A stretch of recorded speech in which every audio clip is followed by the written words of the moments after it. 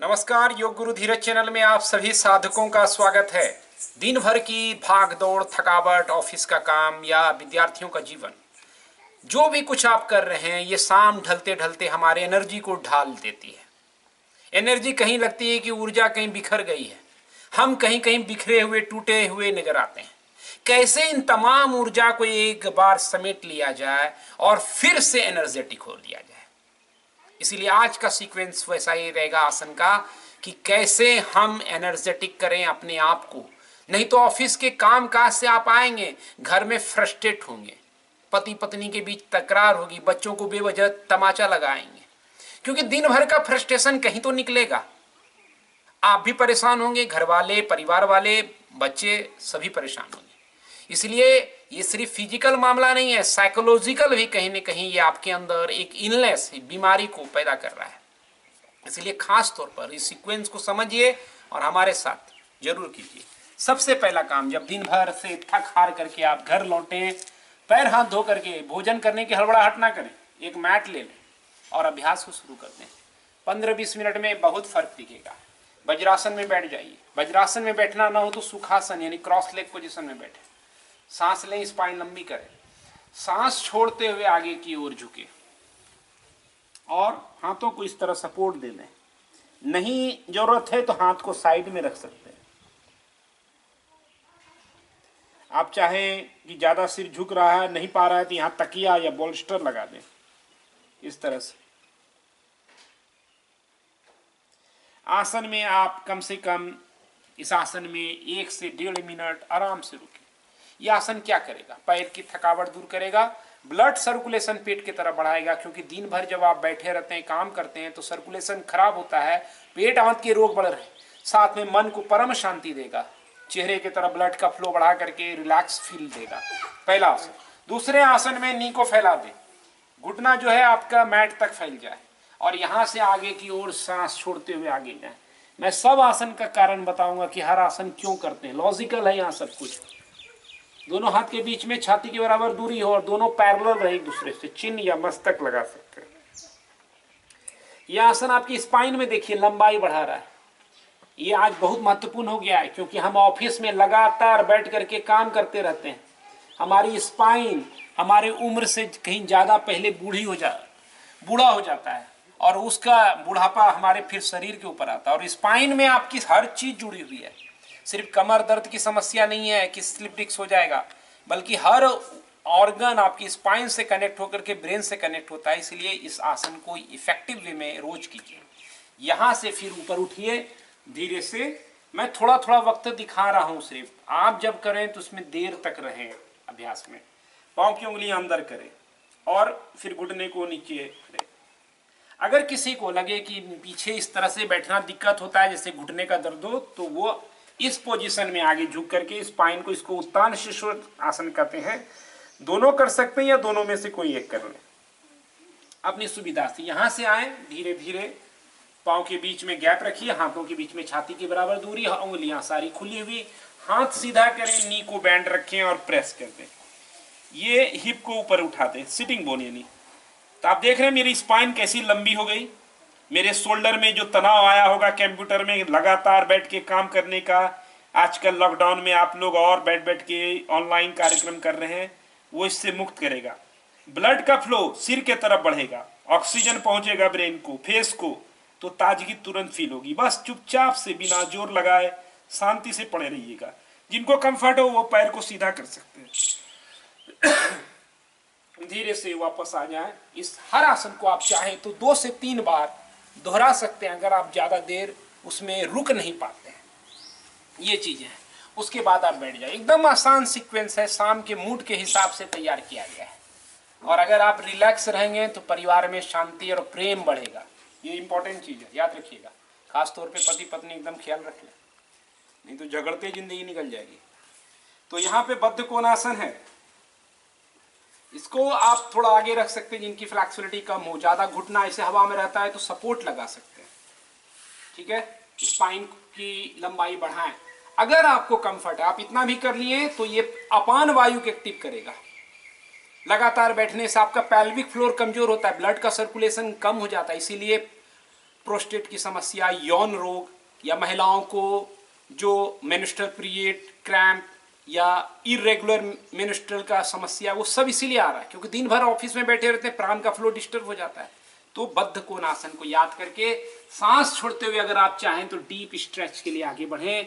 तो ये क्या करेगा, स्ट्रेचिंग के साथ साथ मन को शांति देगा, क्योंकि जब आप आगे झुकते हैं तो आपके अंदर शांति का सैलाब उमड़ पड़ता है, शांति ज्यादा स्थापित होगी क्योंकि चंद्र नाड़ी उसके साथ जागृत होगी। और शाम के घड़ी में आपको चंद्र ही चाहिए, सुबह सूर्य चाहिए था, अभी तो चंद्र चाहिए था, इसीलिए ज्यादा पीस, ज्यादा मरम्मत शरीर कर पाएगा। उसके बाद एक पांव को सीधा कीजिए, एक को बैंड कीजिए, जानो शीर्षासन के लिए। ये दिन भर पैर में जो थकावट है उसको मिटाएगा। सांस छोड़ते हुए आगे बढ़िए, आपके पूरे बैक को स्ट्रेच करेगा, शोल्डर में स्ट्रेच करके शरीर की थकावट को दूर करेगा। लेकिन ख्याल रहे कि जोर ना लगाए, यहाँ सांस लेके हम झुके, फिर एक बार सांस लें, फिर सांस छोड़ करके आसन में बने रहें। कभी कभी छोटे से सवाल होते हैं कि आसन में रहें तो क्या करना है। आसन में रहें तो लगातार सांस लीजिए। आसन में आने जाने का नियम है कि कब सांस लेना है, कब छोड़ना है, उसका भी नियम बनाया हुआ है। वीडियो में देखें, समझें। एक वीडियो का लिंक डिस्क्रिप्शन में दे रहा हूँ। सांस लेते हुए ऊपर आए कि कब सांस लेना है, कब छोड़ना है, और बीच में सांस लेते रहना, वो नियम क्या है, एकदम इजी फार्मूला है, समझ जाइएगा। एक बार डिस्क्रिप्शन के वीडियो लिंक को जरूर इसके बाद देखें। आप दूसरे साइड भी इसको रिपीट करेंगे, मैं सिर्फ दिखा दिया। उसके बाद आप लेट जाइए।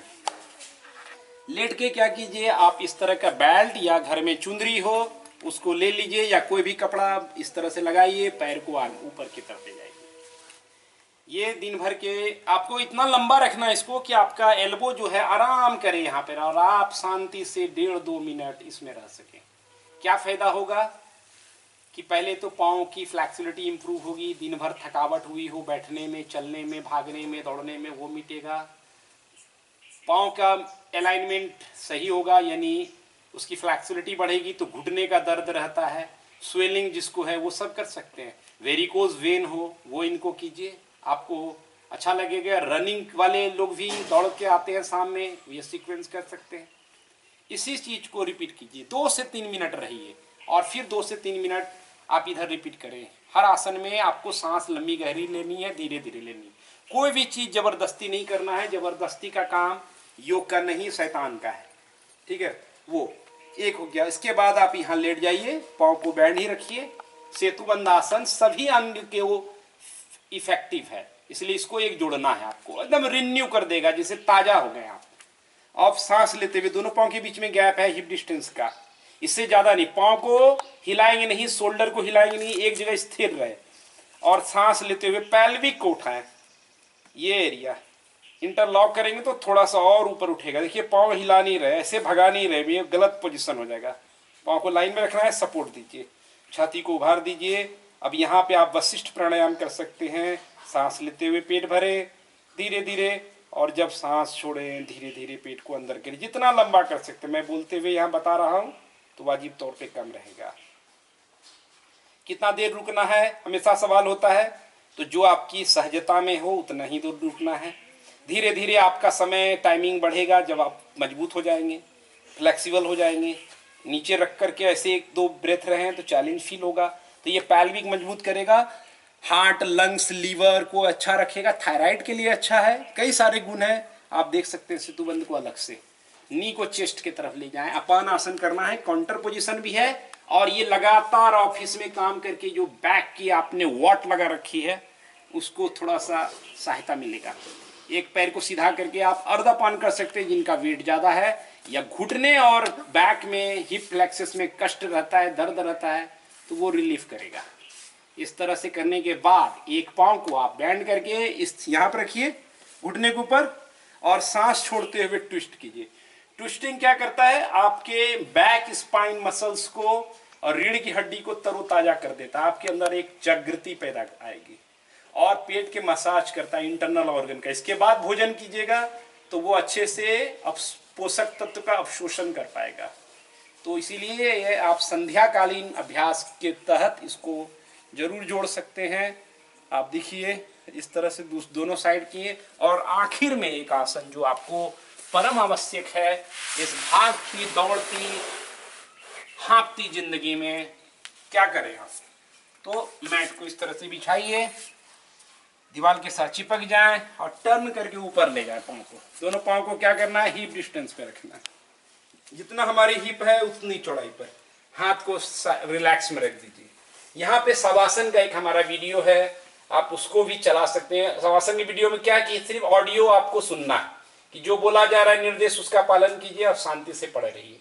किसी को कमर दर्द है तो वो आप सपोर्ट में यहाँ पर एक कपड़ा लगा दीजिए, मोटा जैसा, जैसे कंबल को लगा देते हैं या तकिया सपोर्ट में लगा सकते। आप एकदम चिपक नहीं पाते, कोई बात नहीं, थोड़ा पीछे रहे, चलेगा, काम कर देगा। ब्लड का सर्कुलेशन ज्यादा देर तक आएगा, उसके लिए 5 मिनट 10 मिनट आप रहें, जो कंफर्ट लगे आपको। लेकिन अगर गर्दन टेढ़ा लगता हो तो यहाँ पे एक तकिया का सपोर्ट यहाँ पीते हैं, इस तरह से। अगर इसको रेगुलर भी आपने एक आसन किया तो बहुत इफेक्ट दिखेगा आपके अंदर, जीवन में आपको बहुत लाभ पहुंचेगा। और खासतौर पे घुटने का दर्द हो, वेरिकोज वेन हो, पैल्विक में समस्या हो, यौन रोग हो, महिलाओं को पीरियड का इश्यूज हो, लेकिन पीरियड में इसको नहीं करना है। किसी को जो पीरियड का टाइम के समय नहीं करना है। आप 5-10 मिनट में रहने के बाद नी को बैंड कीजिए, टर्न कर जाइए और कुछ देर, क्योंकि ब्लड आपका सर्कुलेशन होगा, थोड़ा झुंझुनाहट जैसे आएगा, नमनेस, तो इसमें घबराइएगा नहीं, क्योंकि ब्लड उल्टा हो गया तो पैर हल्का फील होगा। तो थोड़ी देर आपको लेटे रहना, इस आसन से इमीडिएट नहीं आना है।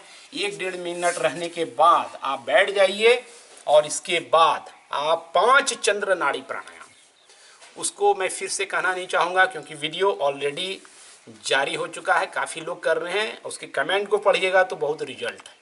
फास्ट ब्रीदिंग से सावधान, फास्ट ब्रीदिंग योग का हिस्सा नहीं है, करवाया जा रहा है अलग से, वो अलग बात है। प्राचीन सनातन योग का उससे जुड़ाव नहीं है, क्योंकि वो चले बाते चलम चित्तम, क्योंकि जितना सांस तेज चलेगी आपका चित्त चलेगा। आपका गुस्सा आपको होता है तो सांस मधुर होता है, धीरे होता है या तेज चलता है।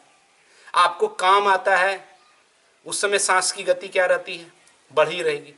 आपको कहीं से डर आ गया, सांस की गति कैसी रहती है। तो जब जब सांस की गति आपकी बढ़ रही है, इसका मतलब शरीर या मन में कुछ डिस्टरबेंस है। तो इसीलिए अगर आप योग में सांस की गति अगर बढ़ा रहे हैं तो आपको नुकसान हो सकता है। सावधान करना मेरा काम है। तर्क वितर्क में आप उलझ सकते हैं, लेकिन असली चीज जब आप अपनाएंगे तो जीवन में रूपांतरण तय है। तो यहाँ पर 5 चंद्र नाड़ी प्राणायाम सजेशन में है, आप उसके बाद कीजिए और फिर प्यार से भोजन कीजिए, परिवार वालों के साथ प्यार से पेश आइए, क्योंकि परिवार ही सब कुछ है। जय हो, हरिओम।